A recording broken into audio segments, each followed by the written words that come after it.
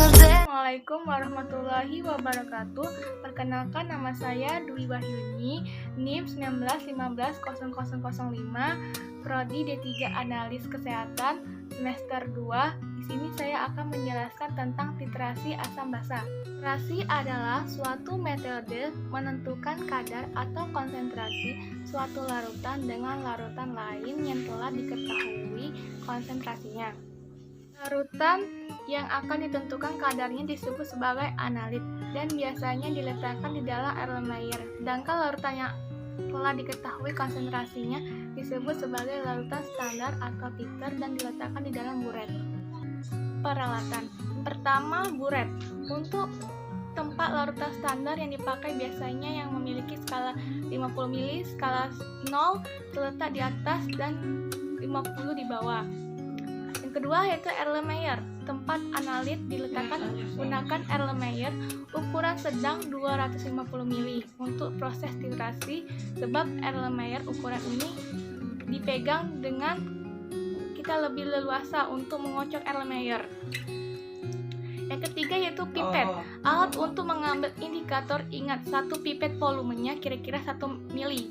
Yang keempat, statif, alat untuk meletakkan buret agar bisa berdiri tegak sebelum meletakkan buret ke statis.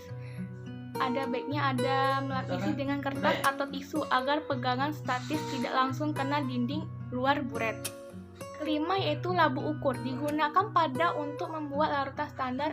Ingat waktu menambahkan pelarut. Yang keenam, pipet ukur, ingat untuk mengambil larutan analit dengan volume tertentu, misalnya 10 mili, 20 mili. Yang ketujuh yaitu karet penghisap. Alat ini digunakan untuk menghisap larutan pada waktu kita mengambil larutan dengan menggunakan pipet ukur. Larutan standar. Larutan standar adalah larutan yang disiapkan dengan cara menimbang secara akurat suatu zat yang memiliki kemurnian tinggi dan melarutkannya dengan sejumlah tertentu pelarut dalam labu ukur. Syarat zat yang bisa dijadikan standar premier. Yang pertama, harus 100% murni. Yang kedua, zat tersebut harus stabil baik pada suhu kamar ataupun pada waktu dilakukan pemanasan. Yang ketiga yaitu mudah diperoleh. Yang keempat yaitu biasanya zat standar premier memiliki massa molar yang besar. Hal ini untuk memperkecil kesalahan relatif atau error pada waktu proses penimbangan. Yang kelima yaitu zat tersebut juga harus memenuhi persyaratan teknik titrasi. Selanjutnya yaitu larutan standar sekunder, adalah larutan dengan konsentrasi tertentu dan kemudian kita menitrasikannya dengan larutan standar premier. Cara titrasi, yang pertama, reaksi kimia antar analit dan titran diketahui dan dengan pasti dan jelas produk-produk apa yang akan dihasilkan nantinya. Yang kedua, reaksi harus berjalan dengan cepat. Yang ketiga, harus ada sesuatu yang bisa menandakan atau mengindikasikan bahwa reaksi antara analit dengan titran sudah ekuivalen secara stoikiometri, baik itu dengan perubahan warna, perubahan arus listrik, perubahan pH, dengan penambahan indikator apapun yang bisa digunakan untuk mengamati perubahan tersebut. Yang keempat yaitu reaksi antara analit dengan titran harus memiliki keseimbangan jauh ke arah kanan. Hal ini untuk memastikan secara kuantitatif reaksi bisa dihitung dan memastikan titik akhir titrasi bisa diamati. Yaitu titik ekuivalen, titik di mana titrasi mencapai setara secara stoikiometri. Titik akhir titrasi, titik di mana proses titrasi diakhiri disebut sebagai ditandai dengan indikator sehingga mudah dilihat secara manual. Yang jarak antara titik ekuivalen dan titik akhir titrasi tidak boleh terlalu jauh sehingga akan mempengaruhi hasil akhir titrasi. Titik ekuivalen adalah keadaan di mana konsentrasi titran tepat sama secara stoikiometri dengan analit. Menentukan titik ekuivalen adalah tujuan akhir titrasi. Titik akhir titrasi tercapai ketika titik ekuivalen telah terlewati. Biasanya terjadi setelah terdapat sedikit titran yang tidak lagi bereaksi atau berlebihan. Pada sebagian besar kasus, perbedaan antara titik akhir titrasi dan titik ekuivalen tidak signifikan dan dapat diabaikan. Indikator adalah senyawa yang sensitif atau berubah warna pada saat analit habis atau pada saat titran berlebih. Yang pertama, asam basa, pembentukan kompleks, pengendapan atau presipitasi. Selanjutnya itu oksidasi atau reduksi. Titrasi balik digunakan ketika reaksi antara analit dan titran berjalan lambat atau apabila tidak ada indikator yang cocok. Caranya, tambahkan titran secara berlebih sehingga semua analit habis bereaksi dan ada sedikit titran berlebih.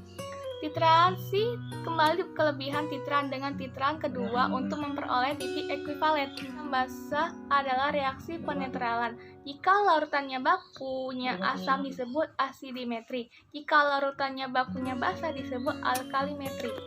Adalah asam lemah atau basa lemah atau senyawa organik yang dalam larutannya warna molekul-molekulnya berbeda dengan warna ion-ionnya. Indikator asam basa terletak pada titik ekuivalen dan ukurannya dari pH. Titrasi asam basa. Yang pertama, asam kuat dengan basa kuat, asam lemah dengan basa kuat, basa lemah dengan asam kuat dengan garam dari asam lemah, basa kuat dengan garam dari basa lemah. Bisa lihat tabel di samping, yaitu asam kuat dengan basa kuat. Asam kuat yaitu HCl, basa kuat yaitu NaOH. Bersamaan reaksinya HCl plus NaOH mereaksikan NaCl plus H2O. Reaksi ionnya H plus direaksikan OH- menghasilkan H2O. Basa lemah dengan asam kuat. Contohnya asam kuat yaitu HCl, basa lemah yaitu Na4OH. Persamaan reaksinya HCl direaksi dengan NH4OH mereaksikan NH4Cl dan H2O.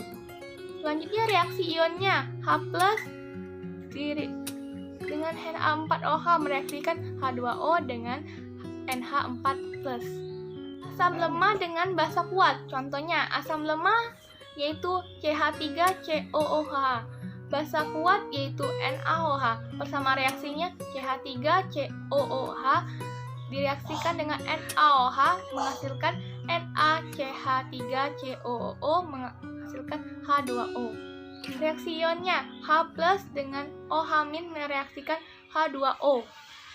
Titrasi asam kuat dengan garam dari asam lemah. Contohnya asam kuat yaitu HCl, garam dari asam lemah yaitu NH4BO2. Bersama reaksinya HCl dengan NH4BO2 menghasilkan HBO2 dan NH4Cl. Reaksi ionnya H+ dengan BO2- menghasilkan HBO2. Titrasi basa kuat dengan garam dari basa lemah. Contohnya basa kuat yaitu NaOH. Garam dari basa lemah yaitu CH3COONH4. Persamaan reaksinya NaOH dengan CH3COONH4 mereaksikan CH3COONA dan NH4OH. Selanjutnya reaksi ionnya OH- dengan NH4- mereaksikan NH4OH. Cara melakukan titrasi asam basa. Yang pertama, zat penitrasi atau titran yang merupakan larutan baku dimasukkan ke dalam buret yang telah ditera. Yang kedua, zat yang dititrasi atau titran ditempatkan pada wadah atau gelas kimia atau air lemaya ditempatkan tepat di bawah bulet berisi titran. Yang ketiga yaitu tambahkan indikator yang sesuai pada titran, misalnya di indikator fenolphthalein.